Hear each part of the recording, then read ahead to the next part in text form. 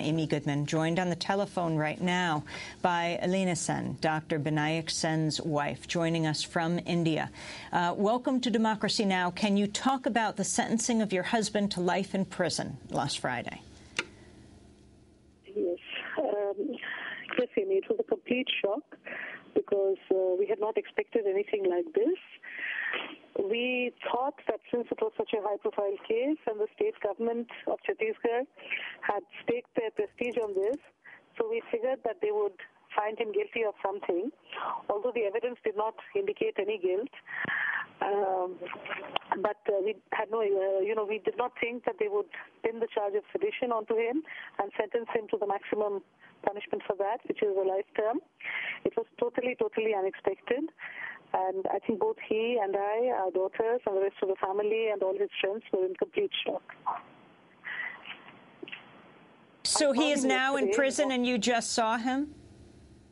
I saw him yesterday morning, and I want to tell you that he is confined in what is called maximum security area of the prison, which is basically solitary confinement.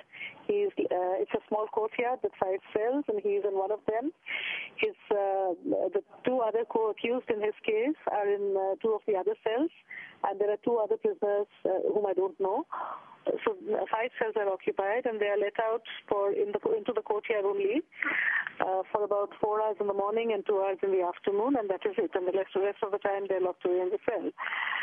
He's not allowed access to newspapers, and Binayak told me that some of the other prisoners in this high security area do get newspapers, but everything that is sensitive news is cut out with scissors, and any news relating to themselves or their cases or to the politics of India is cut out.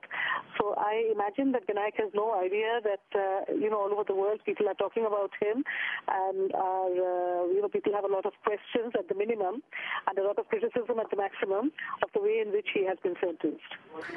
But I don't think he knows any of this. He has been, he as well as 2 others, have been convicted in court in India on charges of sedition and conspiracy. Can you respond to the conviction on these charges, on what they say he has done? They say that he has couriered letters. It's a wild story that he has couriered letters from a Maoist prisoner in jail, and through this couriering, many of the acts of violence that the Maoists are perpetrating in different parts of India have come to pass. So in that sense, he forms part of the chain of conspiracy that has led to the Maoist violence, and it is all entirely based on circumstantial evidence. The law relating to sedition in India is an old one. It's a British law, and one of the a famous person who was sentenced to sedition was Mahatma Gandhi, and the judge who sentenced him to imprisonment for 3 years, and said that if the higher courts find that you are not guilty of sedition, I will be the happiest person. I'm just doing my duty. So that was the situation in British India. In independent India, the world's largest democracy, Binayak Sen, on very flimsy grounds and based entirely on circumstantial evidence. Yes, he did visit the Maoist prisoner, but he did not courier letters. The evidence in court clearly brought out the fact that he could not have done it. All the meetings that he had with this person were supervised meetings. The jailers have testified that the meetings took place in their presence. There was no possibility that Binayak would courier letters. The unfortunate part of this conviction is that it is entirely based on the prosecution's allegations.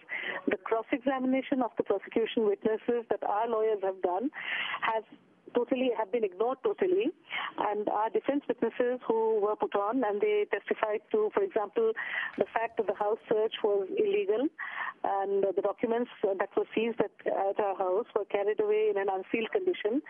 None of these testimonies have been taken into account. Can you talk about Dr. Binayak Sen, your husband's life work, how he has spent his years as a doctor? When he graduated from medical college, he had the option to be anywhere in the world. And many of his colleagues, many of his classmates are, I believe, living in the United States and professionally well-renowned.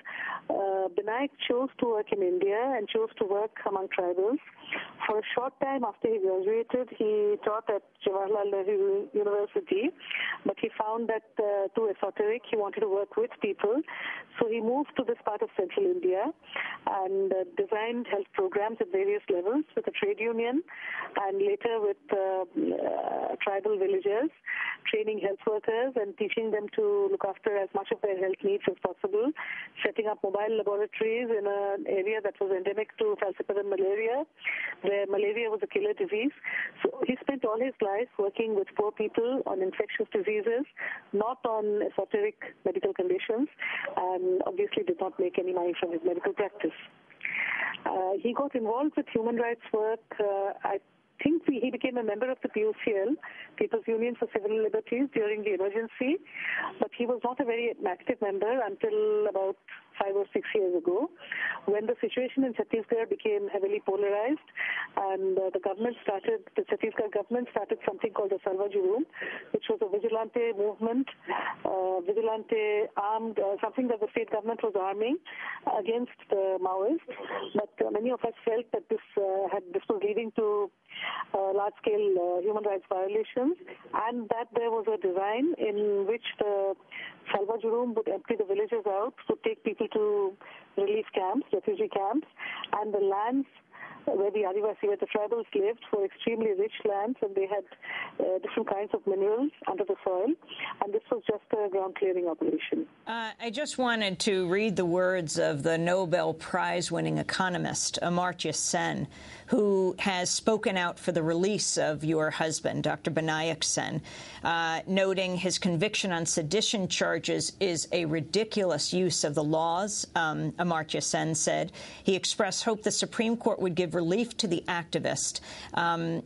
He said he is outraged and upset and that this is a deep miscarriage of justice. Can the Supreme Court set aside this ruling? I believe this, but the road to the Supreme Court is long because it has to go now to the state high court before it can get to the Supreme Court. I do believe that the Indian legal system has the resilience to undo this kind of violent, it's actually a violent travesty of justice. Elena Sen, we only have a few seconds. President Obama was just in India. Has the State Department weighed in? Have you been in touch with President Obama?